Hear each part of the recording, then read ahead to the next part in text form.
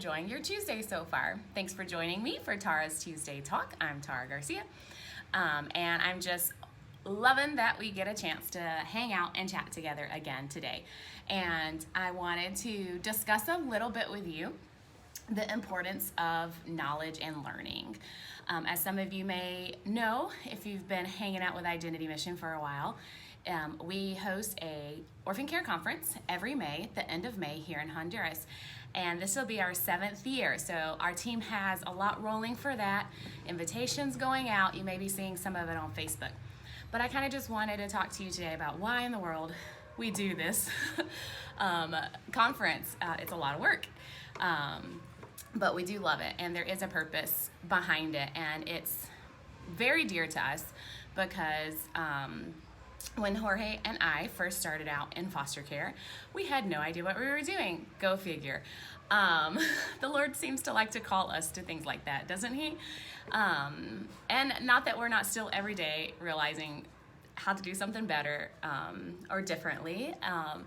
But when we first started, it was even more so. And so some dear friends of ours sent us to a conference, CAFO, CAFO.org. It's the Christian Alliance for Orphans. They host it every year. If anybody's interested, it's all about adoption, foster care, and then orphan care nationally and globally. And it's huge. It's amazing.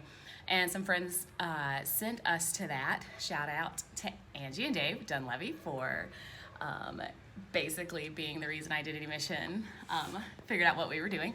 And we went to CAFO. And all right, quick pop quiz for Identity Mission partners. Where did we go learn how to do foster care in a third world country? Anyone know? Well, Costa Rica with Casa Viva. And so we met them there at that conference that year. And it was just huge and dynamic and turning point for us to learn from other people. They'd been doing it for 10 years, how to implement foster care in a country that really didn't have it implemented yet, how to work with the local government, the welfare office, and they do everything through the local church. So that's where we got that little nugget of truth of how to very well run a sustainable foster care program, and that's just through the local church and in partnership totally with the local church. So not an original idea of ours, learned it, and that's what I wanted to chat with you today, like the importance of learning. I just read something in The Next Right Thing. If you kind of keep up with my Instagram, I loved that book so much. I think I posted about it 100 times. I blogged about it, just loved Emily P. Freeman's words of wisdom. They were just chapters packed with truth. Anyway, I won't go there again. You can go read that blog if you want to. You can see it through my Instagram. But she talks about in one of her chapters how, I'm using my cheat sheet, that's why I keep glancing down, how God sends vision and calling, but sometimes we expect that to be what helps us build the reality. And she just talks about how obviously our vision, our calling, when we felt called to orphan care, it all came from God. But many of you know, like, we dove right in without getting much education and learning or even talking to other people. We talked to the orphanages and we asked them what they needed when we first started back in 2006 working in orphan care. And so we were able to implement programs in orphanages that were legitimately needed. But we didn't go learn from anyone else, and we just dove right in because we had that vision. We had that vision, that calling. We knew God called us to the orphans of Honduras, and that was great, and that was beautiful, and that was magic. And God was in it. We do believe God was in all those 8 years, 100%. But when we arrived to the point where we were like, oh goodness, we need another alternative. Kids need families. We felt like dummies on a level because we had never thought to go research and learn what other people had long before us researched and learned, that kids grow best and develop best in a family environment when possible. And so obviously we went and got all that great knowledge at CAFO, that conference that I mentioned to you. But I love how Emily P. Freeman says it, like, God's going to send that vision and calling. That's got to be from God, straight to your heart. And it says, but sometimes we expect the vision to become the reality. And the example she uses is, would we build a house that way? So, like, I'm sure many of you have dreamed, what would your dream home have? Would it be like? Things like that. So would we just go and pick up the hammer and the nails and the wood, or pour the concrete here in Honduras and start mixing, and expect our dream house to, like, manifest before our eyes because we have this vision of our dream house? No, we'll go find a architect, we'll go find a contractor, we'll go find some masons, obviously, and we'll find experts that know how to build a house. We'll share our vision, and they'll help us make it into a reality. And so I love the Next Right Things, Emily P. Freeman's words on this. And so that is what this conference is about. A lot of missionaries, expats, churches, Honduran churches, pastors, they have a vision and a mission that they want to do to provide a solution for problems and issues that they see for their people. And they need the experts. They need quality information and tools and resources that's going to take them to the next level. So that's what this conference is about, coming up in May. And I just would ask you guys to pour your prayers over it. We're super excited. We have some great expert speakers coming in from Casa Viva, Costa Rica. Phil will be flying in. We've got other folks, Delia from England. We've got Nicole from Peru.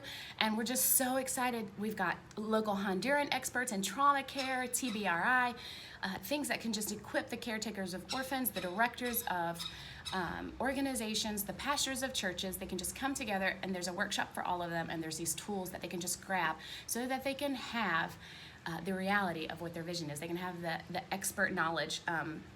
They can have that proven research and tools and models that they can implement and adapt to fit their vision and mission. And so if you guys be pouring over that and praying over that for us, if you want to be a part of it, if you're Identity Mission donor, you're pretty much already a part of it, because Identity Mission pulls that off every year. But we always have growth, and we always have the desire to give scholarships. A lot of our partner peer organizations can't send, hello Mr. Birdie's tweeting for us today, can't send all their staff. It's expensive to get down here, hotel, all of those things. The conference itself is not expensive. So if you want to, it's just $65 to come for the 2 days. So if you want to be more a part of it, feel free to fill out a donation thing. Go on identitymission.org/donate. Send that $65 and say free sponsorship. And we'll get that in the hands of someone that wants to come and really can't afford to, and get them down here. We already have a list of folks needing that scholarship. So if you want to send in that extra donation and be a part of this, that's going to help. Send it in, yay! Just $65, and they get to hear from these experts that they spend their own money. They get down here. It's amazing the way God calls them together and says, I want you to get these tools into the boots on the ground, the people that are on the ground doing it. I want you to get these tools in their hands, and they come and they do this. And so we're so grateful for each and every one of our presenters that's coming this year, and each and every one organization and church that's making the effort to be inside those walls and learn and better their practices. And thank you to you if you're willing to be a part of that. Sponsor for $65 and get someone there that couldn't come. And then just on our other level, learn whatever your vision is, whatever you feel like God has called you to. Have that learning demeanor as well, and just ask God to send you that expert that you can learn from. Get to those conferences if you've been interested in local foster care, adoption, anything like that. Get in there, and see what you can find. We're happy to help. Ask me in the comments for any questions that has to be in the area of orphan care probably for me to be able to help send you an expert. But whatever it is, send it in there. Somebody else may know your answer. But definitely let the Lord send us those experts that makes those visions that He's given us a reality. Thank you guys for tuning in. Love chatting with you. Send me some comments so I know your thoughts too. Blessings.